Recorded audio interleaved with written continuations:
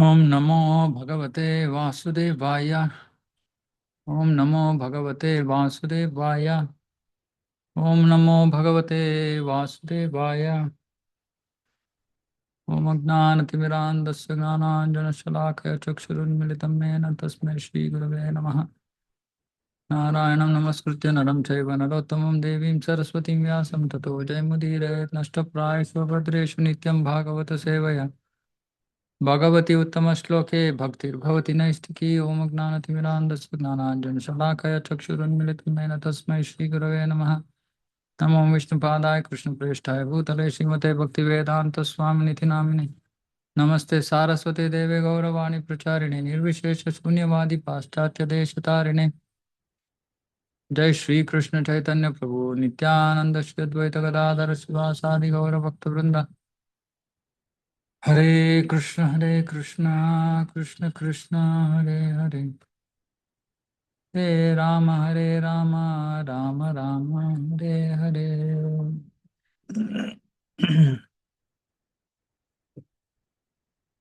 Reading from Srimad Bhagavatam, Canto 8, Chapter 20, Verse 10.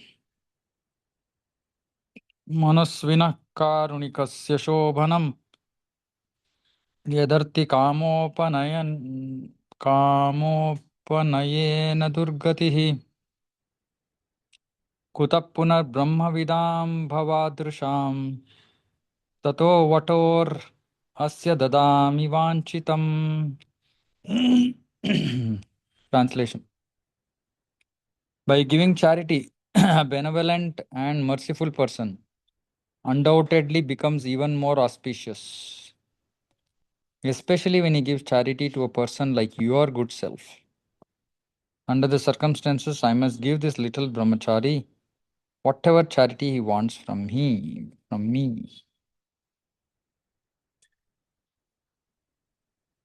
By giving charity, a benevolent and merciful person undoubtedly becomes even more auspicious. Under the circumstances, I must give this little brahmachari whatever charity he wants from me.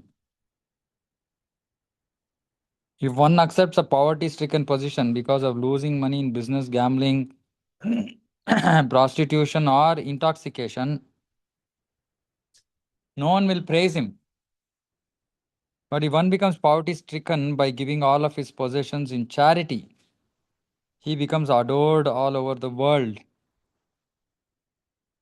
Aside from this, if a benevolent and merciful person exhibits his pride in becoming poverty stricken by giving his possessions in charity for good causes, his poverty is a welcome and auspicious sign of a great personality. If a benevolent and merciful person exhibits his pride,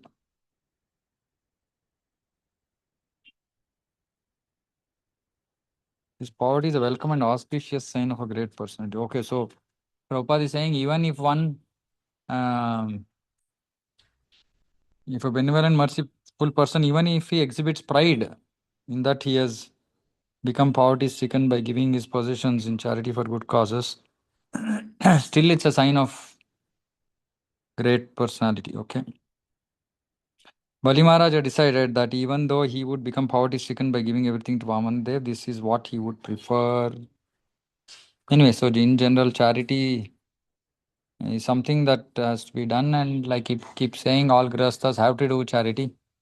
It is their responsibility to do charity. And the more one offers in the service of Krishna, the more it is auspicious. For us, auspicious means what? That we become more dearer to Krishna. We don't have any other reason for for auspiciousness, not material auspiciousness. It is auspicious because Krishna might take us to be more dearer to him. And especially, yeah, those who are ready to offer everything to Krishna. यजन्ति यज्ञं क्रतुभिर्यमादृता भवन्त आम्नाय विधानकोविदाः स एव विष्णोर्वरदोऽस्तु वा परो दास्यामि अमुष्मै क्षितिम् Ipsitam mune. Oh, great sage, great saintly persons like you, being completely aware of the Vedic principles for performing ritualistic ceremonies and yagnas, worship Lord Vishnu in all circumstances. Therefore, whether that same Lord Vishnu has come here to give me all benedictions or to punish me as an enemy, I must carry out his order and give him the requested tract of land without hesitation. So, Bali Maharaj is telling his Guru Shukracharya possibly what he should be doing. Like reverse instruction is going on here. Huh? Oh, great sage, great saintly persons like you. You're supposed to be a great saintly person. Being completely aware of the Vedic principles for performing ritualistic service in yagnas, you should be worshipping Lord Vishnu in all circumstances. Mm. Therefore, whether that same Lord Vishnu has come here to give me all benedictions or to punish me, I must carry out his orders. Padma Purana, Lord Shiva says, Aradhanam sarvesham Vishnu Aradhanam param. Tasmat parataram devi tadiyanam samarchanam. So Lord Shiva is saying Aradhananam sarvesham. Amongst all types of Aradhana, Vishnu Aradhanam param. Aradhana Vishnu of Vishnu is param, topmost. Although in the Vedas there are recommendations for worshipping many demigods, Lord Vishnu is the supreme person. And worship of Vishnu is the ultimate goal of life. The Vedic principles of the Varnashrama institution are meant to organize society to prepare anyone to worship Lord Vishnu. Varnashramacharavata purushena parapuman Vishnu aradhyate pantha. Nanya tattosha karanam. Vishnu Purana. Supreme Person of Godhead, Lord Vishnu is worshipped by the proper execution of prescribed duties in the system of Varna and Ashrama. There is no other way to satisfy the Supreme Person of Godhead. Nanya tattosha karanam. Tosha, meaning satisfying him. There is no other way but by executing prescribed duties of Varnashrama. And then for some reason, ISKCON rejects Varnashrama. Of course, now slowly they are also waking up to the fact. It's absolutely important because not everybody is going to accept the path of devotion. So we must give people a more sattvic or a approved, authorized path for livelihood. Authorized path for livelihood is Varnashrama, Varna, four Varnas. And when one follows these four Varnas, he is not caught up in the karma phala. There is no karma phala for somebody who follows Varnashrama because Varnashrama is given by Krishna. Because they're already following the instructions of Krishna. Whatever vritti they do as per Varnashrama, they don't get karma phala. See, this is the beauty of Varnashrama. So somehow we have to convince people saying that, see, come here, live simply, live happily, free of all sins. And also, alongside, if you want, you can practice bhakti because it's not that everybody will practice bhakti. Because coming to bhakti takes a lot more, whatever. It's not like karma, which is coming through our previous lives, etc. And that something will automatically happen in one person's life. Bhakti is not like that. So, difficult to say if somebody will accept bhakti or not. But everybody has to do some vritti. So, that vritti has to be as per Shastra. Mm. That's very important. And if it is so, then automatically the grasta becomes free from karma phala. And ultimately, the intention of Varnashrama is to worship Vishnu. So both things will happen. If not in one generation, in subsequent generations, people living in a Varnashrama system automatically will become devotees. Mm. Mm. One must ultimately worship Lord Vishnu, and for that purpose, the Varnashrama system organizes society into Brahmana, Kshatriya, Vaishya, Shudras, Brahmachari, Grasta, Vanaprastha, and Sannyasis. Bali Maharaja, having been perfectly educated in devotional service by his grandfather Prahlad Maharaj, knew how things are to be done. He was never to be misguided by anyone, even though he was even by a person who happened to be his so-called spiritual master. This is the sign of full surrender. So, sign of full surrender is that we will not be misguided. How is that a sign of full surrender? Because when somebody is fully surrendered, first is he himself might know the path prescribed in Guru by Guru Sadhu Shastra, or because he surrendered, Krishna protects him by giving intelligence from within. Dadami buddhyogam tamena mamupayanti te. So, fully surrendered soul is always protected.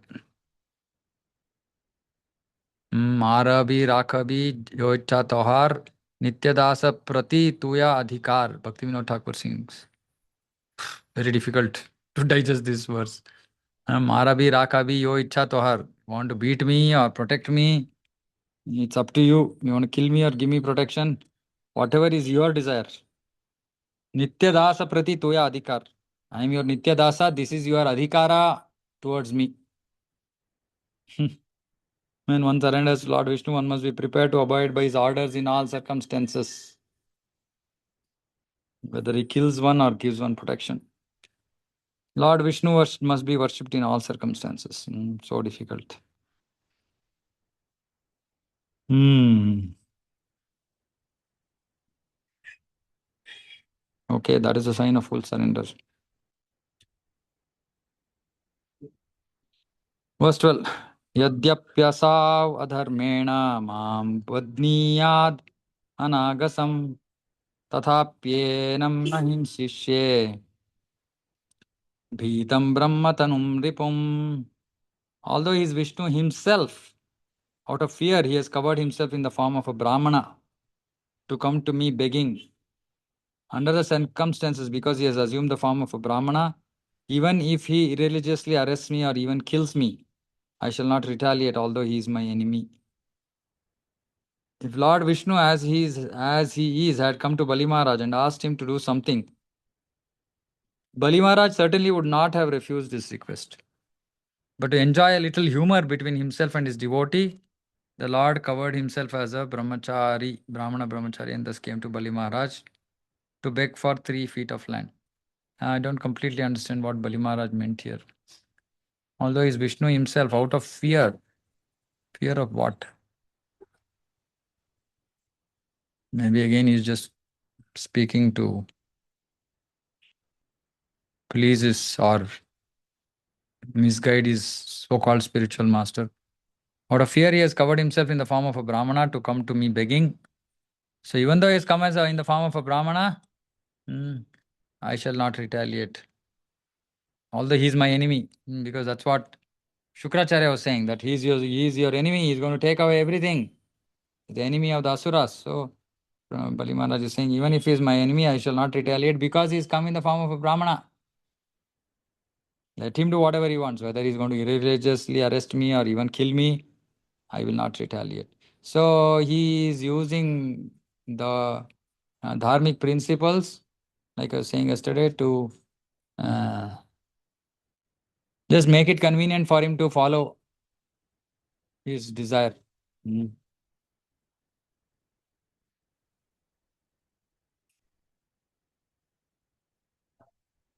एष वा उत्तमश्लोको न जिहासति यद्यशः हत्वा मैनां हरेद्युद्धे शयीत निहतो मया. If this Brahmana is really Lord Vishnu, who is worshipped by Vedic hymns, he would never give up his widespread reputation. Either he would lie down, having been killed by me, or he would kill me in a fight. Bali Maharaj's statement that Vishnu would lie down, having been killed, is not the direct meaning, for Vishnu cannot be killed by anyone. Lord Vishnu can kill everyone, but he cannot be killed. Thus, the real meaning of the words lie down is that Lord Vishnu would reside within within the core of Bali Maharaj's heart. Lord Vishnu is defeated by a devotee through devotional service. Otherwise, no one can defeat Lord Vishnu. Which is why, sometimes we cannot understand. Sometimes, what is being spoken, we might just, we can't take things literally. Mm. Uh, in Braja, um, all convers all conversations between Krishna and gopis and Madhumangal, those who are aware of Krishna's Madhurya Lila, all speech is has double meaning. Uh, Sometimes it has more than two meanings. Like the first verse of Srimad Bhagavatam, which Prabhupada gave us only one meaning. But Vishwanath Chakravarti Thakur has given us 4 or 5 meanings for the same Sanskrit verse. So Sanskrit is such a complicated deep language that different people can understand it differently, and all of the understandings are correct. So here, and this is one thing. Here, another thing is you are saying something, but you mean something else. Both are extremely difficult to understand. But only acharyas can understand these things. So, which is why without reading purport, we cannot really understand what is being spoken. So, here Bali Maharaj is externally saying he would lie down, having been killed by me. And Prabhupada is saying that lying down is in the heart of the devotee, being defeated by the devotee's love. Hmm. Hmm. Anyway, far, far distant dream right now. Hmm. Hmm. Verse 14. Shri Shukavacha Evam Ashraddhitam Shishyam Anadeshakaram Guruhu Shashapa Daiva Prahita Satyasandam Manasvinam. Shapa. He gave a curse. Shukadev Goswami continued. Thereafter, the spiritual master Shukracharya, being inspired by the Supreme Lord, cursed his exalted disciple Bali Maharaj, who was so magnanimous and fixed in truthfulness that instead of respecting his spiritual master's instructions, he wanted to disobey his order. So this curse was also inspired by the Supreme Lord. We'll understand what that curse is in the next verse. The difference between the behavior of Bali Maharaj and that of his spiritual master Shukracharya was that Bali Maharaj had already developed love of Godhead, whereas Shukracharya, being merely a priest of routine rituals, had not. The Shukracharya was never inspired by the Supreme Person of Godhead to develop in devotional service. Stated by Lord himself in Bhagavad Gita, Tesham satata yuktanam bhajatam priti purvakam dadami buddhi yogam tam mena mam upayanti te. To those who are constantly devoted and worship me with love, I give the understanding by which they can come to me. So I've explained this multiple times. All our path back home, back to Godhead is unique. All our paths are unique. Why they're unique? Because our constitutional position will be unique. What does it mean? Constitutional position will be unique. Meaning, in Goloka, there are every person has a specific service to Krishna. So, and since that position is unique, the path to reach that is also unique. Only up to the stage of Raganuga Bhakti, the path is same for all. The process is will remain the same, so it's a little bit okay. Let me explain. So the path, the process will be the same till one comes to Raganuga Bhakti. Process remains the same. Shravanam, Kirtanam, Vishnu, etc. The path remains the same even in Raganuga Bhakti. The process, sorry, I'm mixing up the words. So process is Shravanam, Kirtanam, Vishnu. That process will remain the same even in Vaidhi Bhakti and in Raganuga Bhakti. But the path taken by the devotee, meaning how he goes back to Krishna, is going to be unique for every devotee. How he goes back to Krishna means not which route he's going to take. Is he going to go via uh, East Coast or West Coast? Not that path. The way he's going to regain his constitutional position, that path will be different for different jivas. Which is why I said before in earlier classes saying that we cannot underestimate the role of a guru in our devotional life. So when a devotee reaches the stage of Raganuga Bhakti, then it's the guru who shows the path, shows the way.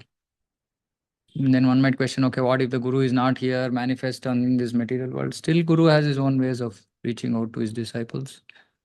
So we don't have to worry, but we should have firm faith in the guru for that. And then the guru will reciprocate, manifest his instructions, and then the devotee disciple will know what he or she needs to do to go back. Mm. So this is what Krishna is saying here, saying Dadami Buddhi Yogam Tam. I will give you that intelligence to come back to me. So it's very personalized. We have to understand this. It's very, very personalized. Which is why many times I tell devotees saying that you should always have access to your guru. At least until the guru is there, present in this material world, nobody should block a devotee, disciple from going, meeting the guru, talking to guru, etc. Or, however, maybe if there's an email communication, etc. He cannot be prevented from doing that because that direct instruction is going to come from guru to his disciple, and it cannot be replaced by some mentor. A mentor is not on the topmost platform. He is obviously at a lower platform than the guru. He himself might be in sadhana in Vairi stage, so possibly he will not be able to guide others who are maybe more advanced than him. And all this is possible in bhakti, right? Which is why we don't think that we are advanced. We can't think that we are advanced. That means that we are not advanced. And there's all possibility that devotees whom Krishna has sent to be under our care might be more advanced than us, and we should recognize that. And then when we start hearing things that we are not able to digest or understand, maybe at a suitable time, then the devotee should be given access, direct access to Guru for any form of communication.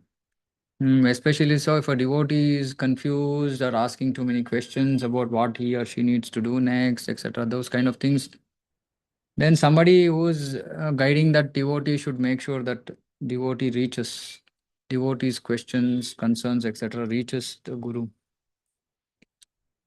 So it's very, very important because that, of course, if there is no other option at all, then Krishna will reveal from within.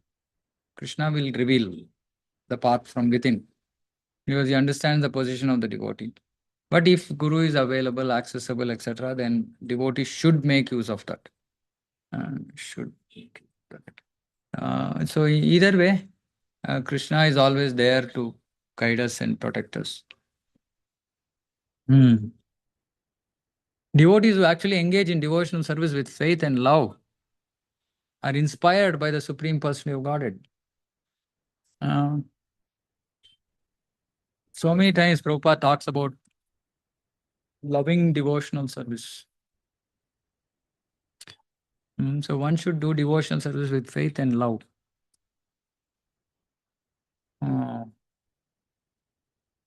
Whatever devotional service we do, we should do with full heart. Like I was telling yesterday in some forum, saying that if suppose somebody sees that there is something lacking in our service, we should be ready to accept it. Many times devotees come to me and tell me, saying, Prabhu, you please tell, they will hear. If I tell, they won't hear. But that's not correct.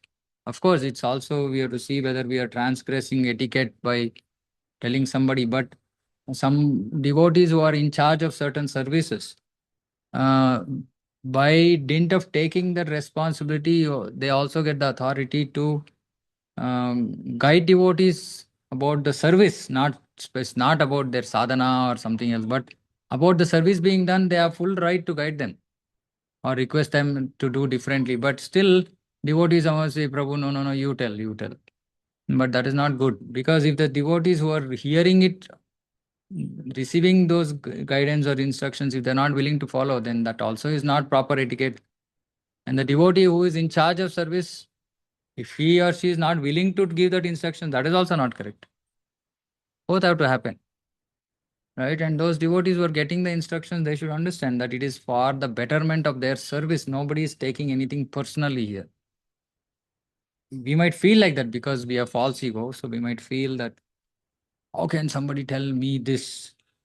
But you were just instrumental there. You were there in that service and that service was not done properly. So the instruction is coming to you. If it were somebody else, it would have gone to that person.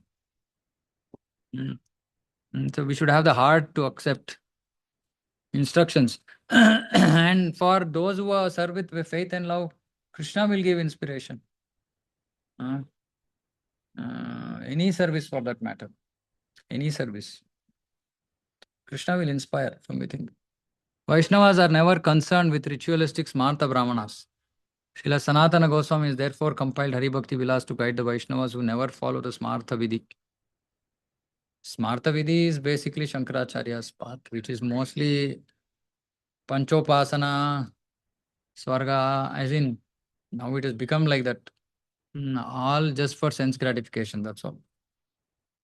Although the Supreme Lord is situated in the core of everyone's heart, unless one is a Vaishnava, unless one is engaged in devotional service, one does not get sound advice. One does not get sound advice by which to return home back to Godhead. Sound means perfect advice. Hmm. Such instructions are meant only for devotees. Therefore, in this verse, the word Daiva Prahitaha, being inspired by the Supreme Lord, is important. Shukracharya should have encouraged Bali Maharaj to give everything to Lord Vishnu because he was his guru. This would have been a sign of love for the Supreme Lord, but he did not do so. On the contrary, he wanted to punish his devoted disciple by cursing him. Hmm.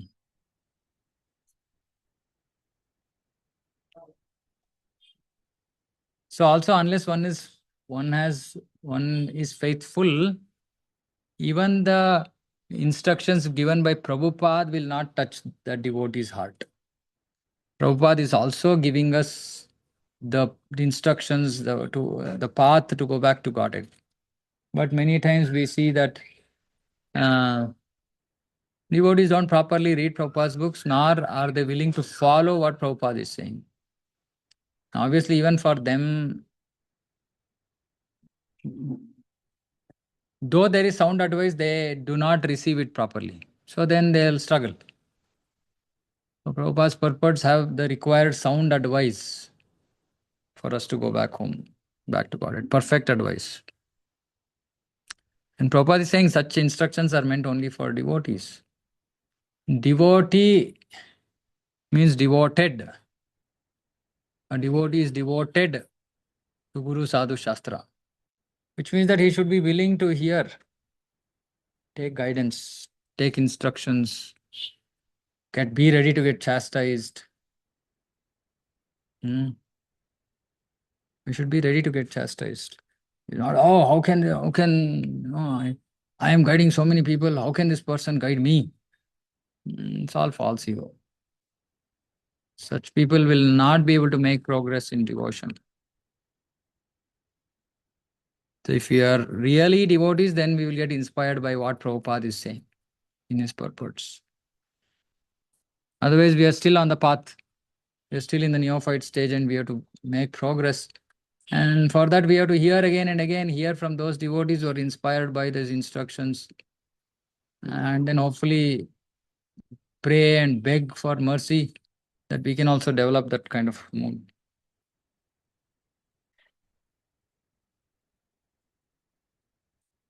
15.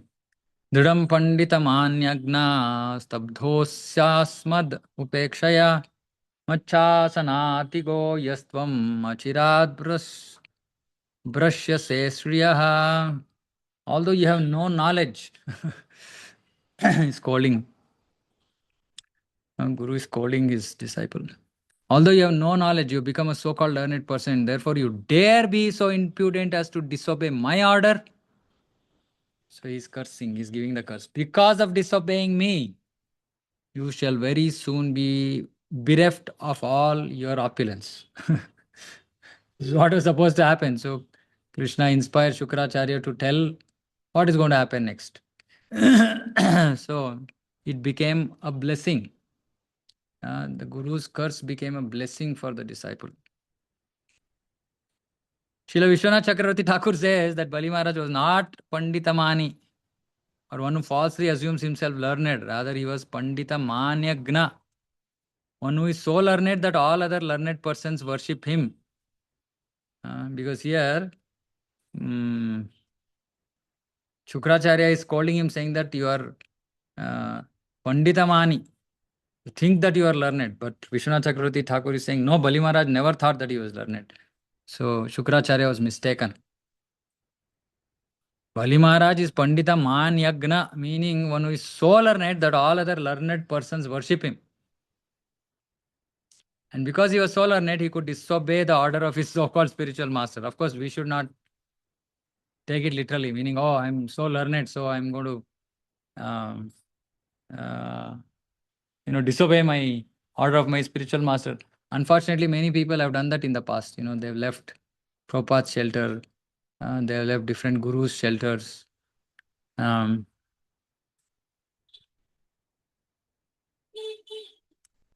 we should not think ignorantly that that we are learned. But Prabhupada here is saying, yes, he was comparatively more learned than his guru, so he could disobey his guru's order. And anyway, Guru had fallen from his position, so he anyway rejected his guru. Bali Maharaj had no fear of any condition of material existence. Anyone cared for by Lord Vishnu does not need to care about anyone else. You have to be careful about understanding these statements. Anyone cared for by Lord Vishnu, meaning if Lord Vishnu is caring for somebody, he does not need to care about anyone else. Of course, doesn't need to care about anyone else means if somebody is trying to pull us down from devotional path, then we don't have to care about it. We don't have to care for such people. But not that we simply stop caring for people, not like that. We don't have to care about anyone else. Meaning from an instruction advice perspective. Thus Bali Maharaj could never be bereft of all opulences. The opulences, oh, okay, in another sense, Prabhupada, what he's saying is you don't even have to care about somebody's. Oh, actually, somebody was asking me, saying that if a devotee, you say somebody else curses us, what will happen? So Prabhupada is answering, if we are cared for by Vishnu, then that curse will not have any impact on us. Bali Maharaj would never be bereft of all opulences, meaning that curse will not take effect on Bali Maharaj.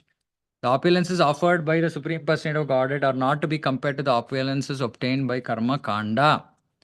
In other words, if a devotee becomes very opulent, it is to be understood that his opulence is a gift of the Supreme Lord. Such opulence will never be vanquished, whereas the opulence achieved by one's fruitive activity may be vanquished at any moment. So, two things Prabhupada is saying. One is, if a devotee became wealthy after becoming a devotee, then that wealth is actually the result, the mercy of the Lord, and it's not his karma phala.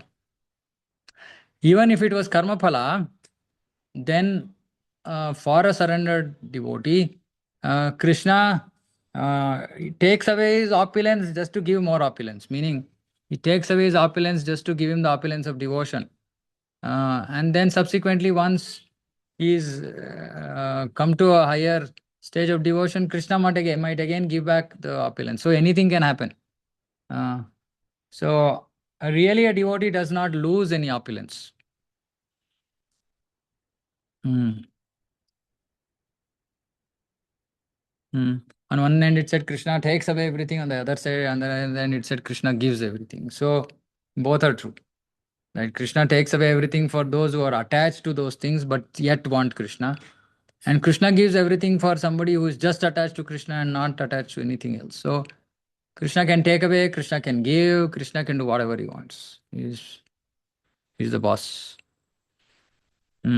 So, but and he's our dear well-wisher. So we have to just have faith in Krishna that whatever he is doing is for our good. Hmm. Okay, maybe one more verse. Verse 16. Evam saptasva guruna. Shapta Guruna Satyanna Chalito Mahan Vamanaya Dadavenam Architvodaka Purvakam. Even after being cursed in this way by his own spiritual master, Bali Maharaj, being a great personality, never deviated from his determination. Therefore, according to custom, he first offered water to Vamanadev and then offered him the gift of land he had promised. See what a good wife he has.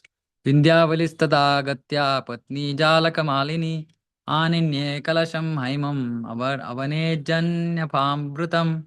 Bali Maharaj's wife, known as Vindhyavali, was decorated with a necklace of pearls, immediately came and had a large golden water pot brought there, full of water with which to worship the Lord by washing his feet. Vindhyavali didn't say, "What are you doing, foolish husband? You are giving everything to him. What will happen to us in the future? Who will take care of us? Blah, blah, blah, blah, blah." No. He said, "Good. I'm also coming. I will pour water. You please wash lotus feet of." This is ideal grihasthas. Both husband and wife are going in the same direction. Not that husband wants to go left, wife wants to go right. And this automatically happens by when we match horoscope in marriage. Automatically happens. And the horoscope matches, then naturally husband and wife go in the same direction. This is so nice to hear. She's so, you can see by the, by the words immediately came. So she must have been so enthusiastic, so happy. She got a large golden water pot full of water with which to worship the Lord by washing his feet. Yajamana swayam tasya srimatpadayugam muda avanijyavahan murdni tadapo vishvapavanihi. Bali Maharaj, the worshipper of Lord Vamanadev, jubilantly washed the Lord's lotus feet and then took the water on his head, for that water delivers the entire universe. So fortunate. Of course, we are also fortunate. We get to wash the lotus feet of Guru, we get to wash the lotus feet of the deities, which is what every temple there is Charanamrita. So it's the same. Of course, Bali Maharaj was more special, but it's not that we are not deprived of this mercy either.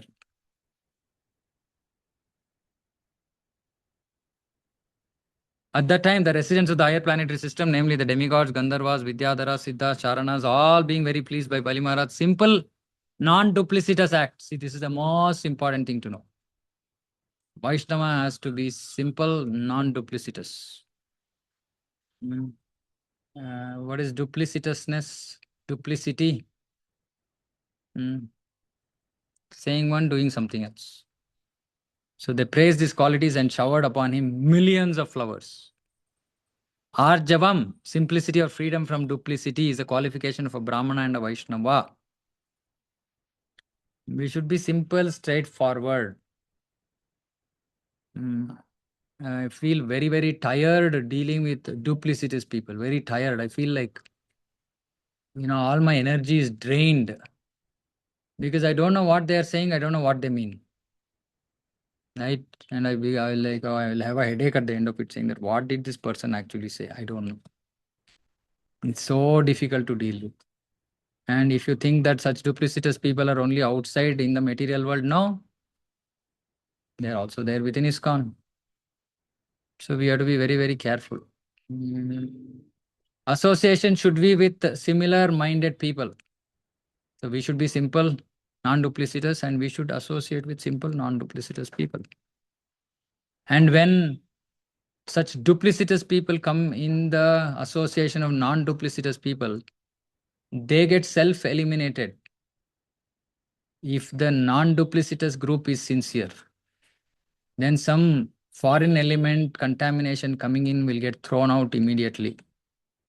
Okay, but if the non-duplicitous group is has some fractured condition, then it will infiltrate, and then more people will become non-duplicitous, will become duplicitous. So we have to be very, very careful. Association is everything for us, and we have to protect that association. We have to be protect that association. Yasyasti bhaktir bhagavitya kinchana sarvairgunaistatta samasate suraha. A Vaishnava should possess the Brahminical qualities such as Satya, Shama, Dama, Titiksha, Arjava. So this is Arjavam. Simplicity, non-duplicitousness.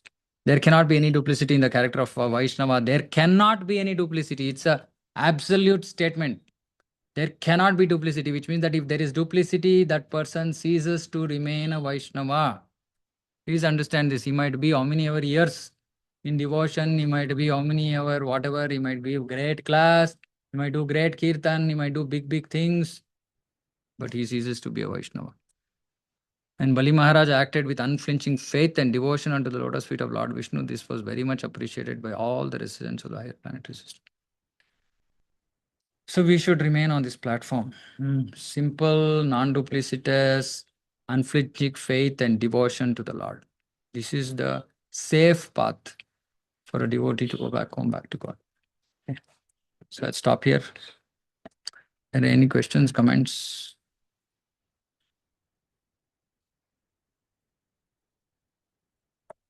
Anything? Hare Krishna, Prabhu. Yeah.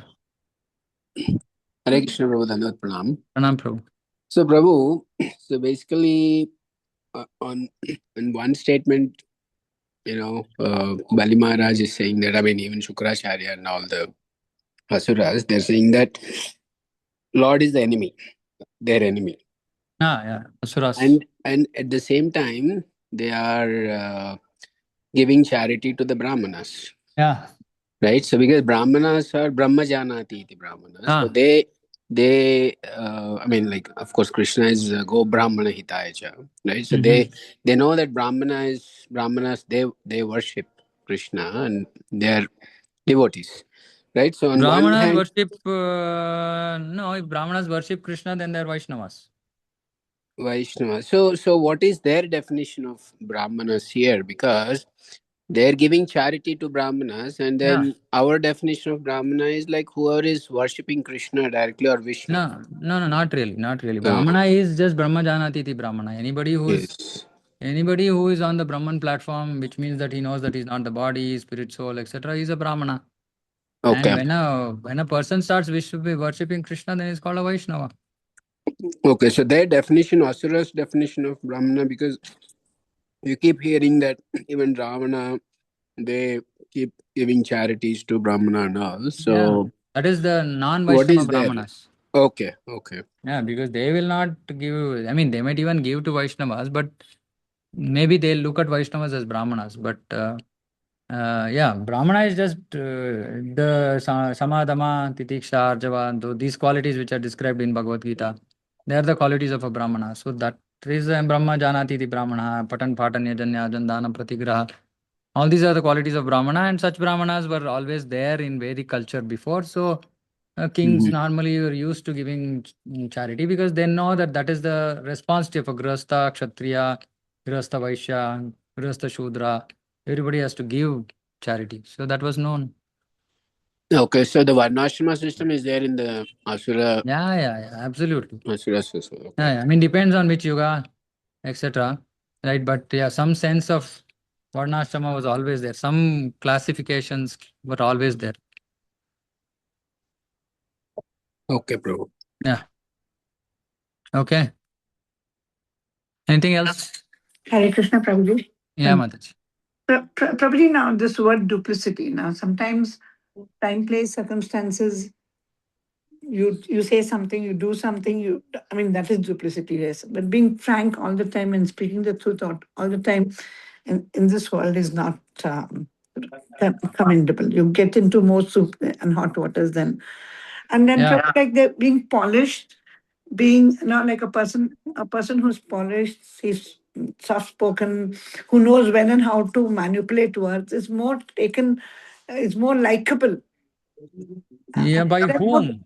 How do you define this word? But likable by whom? by the society in general, by people in general, by devotees in general. No, but that is not correct because Krishna doesn't like. But Prabhu, like all the time, all the time being frank and being loud, being upright. No, we don't have to be loud. We don't have to be loud. You need to sometimes just put things under the carpet, like so many times. Is that right or No, it's not right? It's not right. It's not a. See, actually, I request everybody to please read Vaishnava K.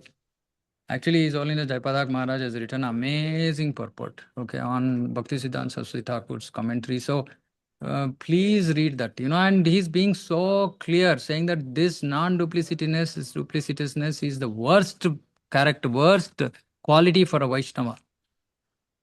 We cannot afford to do this under whatever circumstances.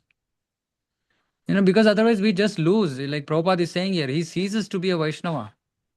If somebody wants to be duplicitous because he wants to manage situations, then he is not a Brahmana.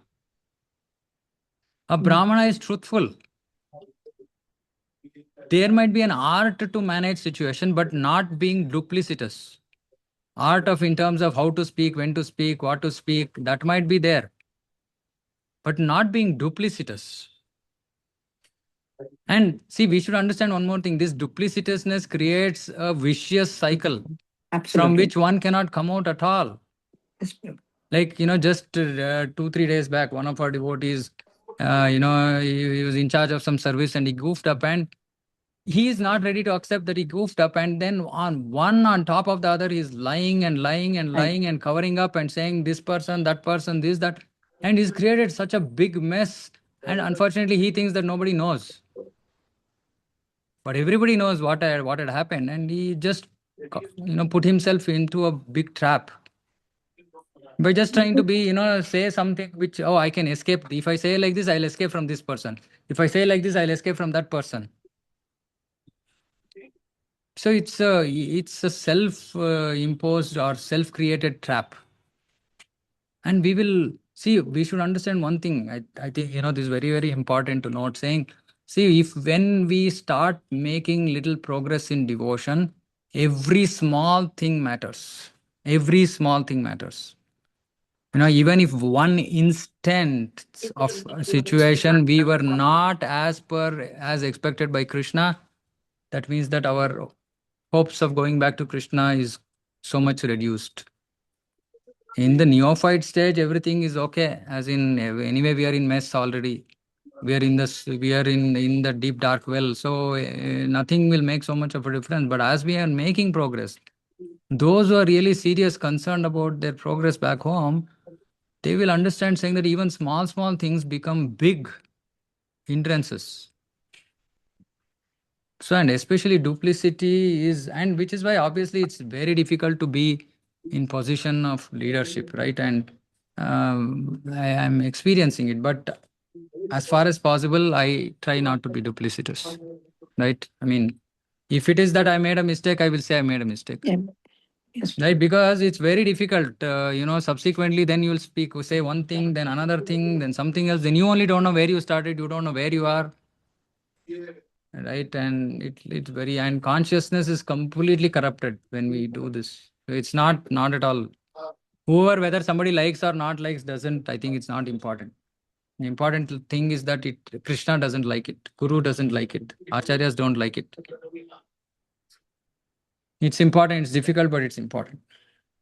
Prabhu, like when you're trying to save your skin, like now the example you quoted, I mean, this happens so many times at home, in the office, in workplace, temples, within devotees. When you're trying to just cover up for it, even that becomes duplicity, or it is Yeah, white absolutely. lies? Absolutely. No, duplicitous. Okay. Yeah, duplicitous. I mean, see, if there is something you're saying something else, that's duplicity. I mean, which is why I'm saying we have to have we should be ready to say, yes, sorry, I didn't know this. Maybe I did a mistake, but I was not aware. Or maybe I was aware, but I thought that this is okay. Whatever it is, right? I mean, Krishna knows. Whom are we lying to? Whom are we saving ourselves from? Really, our saving our skin should be with Krishna, right? Because he's the one who matters at the end. Guru and Krishna, right? So we have to be, it's important topic, not being duplicitous. But at the same time, it doesn't mean that we are brash and harsh and rude and rash and, hurt everybody. No, that's also not acceptable. Vaishnava is humble, but he's simple and straightforward. So it's a very, very difficult combination which takes years of sadhana, years of practice. Then one can get there. And if we can't get there, we can't get to Goloka, unfortunately. What to do? That is the Probably the only reason why I have situation. asked you, I'm coming straight to the point. The reason why I have asked you this is because, and like when I got married, like, and I'm a very frank, outright person, and I came from from a place which I was really, and not like a typical Marwadi house where the girls ran when seeing their father, but then I didn't understand the intricacies. Like, बोलते कुछ हैं, करते कुछ हैं, देखते कुछ हैं. I mean, and this is very normal in any family life with your mother-in-law, sister-in-law, and all that. But over those years, it turned me into such a, you know, um, loud. You can call me harsh. And then I used to tell him. I said, see, when if I did something, I said, yes, I did it. Whether it was wrong, anything, whether it was corrupt, anything to the extent of anything. But what did I gain? I mean, it became difficult even to go to one visitor's house. They used to run at the sight of me. So that what I think that polish, that finicness, that to know how to be, बोलना कुछ करना कुछ is नहीं, more but promise. प्रभु आधी time तो वो लोग इतना झूठ बोल के भी कवर अप करते हैं इतनी smoothly and they are so nicely liked. I mean मैं नहीं कहती बड़े बड़े झूठ बोलो. I mean, in a family life, this is so common, Prabhu. You're trying to save your skin all the time. yeah, but that's ordinary material life, Mataji. I think we need Even to. in the temple, it's like this, Prabhu. No, Even but in the we should temple, not. it's like this. Yeah, I but mean, that's not you correct. come to the temple thinking कि भी ये कर्मी life से तो तुम निकलोगे यहाँ तो कम से कम तुम लोगों को अच्छे लोग मिलेंगे. But it doesn't happen, Prabhu. And then you're not with your guru. And even when if you're with guru, and even when you're with his servants, his disciple, over there also, it's such a different ball game altogether.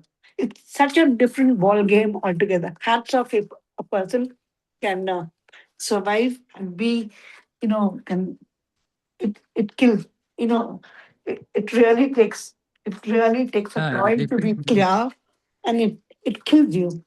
I don't know. I've experienced it, and I'm sorry, Prabhu. Like my experience of life has told me, it's better, choti choti. I don't know, but I can't be like that. It's okay, Mataji. Anyway, all of us have our own nature, but Prabhupada is I saying I that mean, no, it's not. Prabhu. I am loud. I am, like, and especially, like I mean, many a times I tell Uncle, I'm not forgiving you because you never stood by, and whatever I'm today. I mean, it's so easy to blame somebody, but it's my basic nature. I am loud and I'm very open, very clear cut about things. नहीं किया तो नहीं किया तो किया, चोर है तो चोर है, नहीं है तो चोर नहीं है. So, but in society, in any society, it doesn't work. Okay. Anyways, Yeah. I'm sorry. I think it's off. It's not the subject. No, it is the subject, but yeah, it's okay. Yeah. Okay. Anything else? Anybody? I did read Vaishnavaki a long time back. I think I'll read it and Please get read. Please read. Right. It's a very nice. I Thank was you, very sir. fortunate because I got the chance to translate that into Kannada. So I read it like some 15, 20 times. I read it, I think. So it had a deep impact on. Probably maybe like when you're preaching and when we did, why don't you after this do Vaishnavaki with all of us? Yeah, we can do. It's a very nice book, actually. So why don't we do that, Prabhu? Because see, when we read it ourselves, many a times we miss the important job. Maybe like it's just brushing over, like. Yeah, sure. So it's a request, Prabhu. आपके साथ कर लेते हैं वैष्णव के. Okay, right. Okay. Thank you. Thank you, Prabhu. Correct. Okay. Thank you all for joining. Vancha kalpatarubhyascha kripa sindhu bhyo patitanam pavanebhyo vaishnavebhyo namo namo ananta koti vaishnavrundi ki jai. Samveta gaura bhaktarundi ki jai. Bhagavatam ki jai. Jagat Guru Srila Prabhupada ki jai. Hare Krishna.